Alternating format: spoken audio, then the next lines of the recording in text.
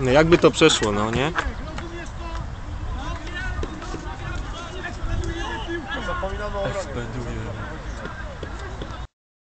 Bo mówi czas, nie? A ten wydupca jeszcze trafił któregoś.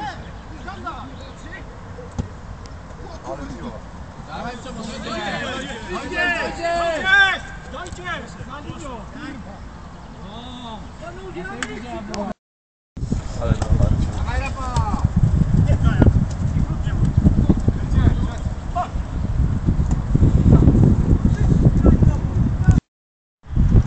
Wcześniej grałem w brązance, ale mi się nie chciało na treningi robić. Aha. No, człowiek się spaskał. Idą.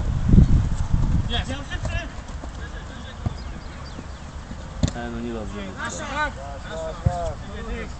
Ale z kryciem podchodzimy.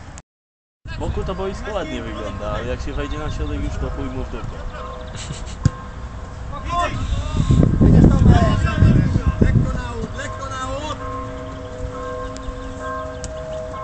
Dobrze, Michał. I kryjemy, panowie, doskocz się każdy swego.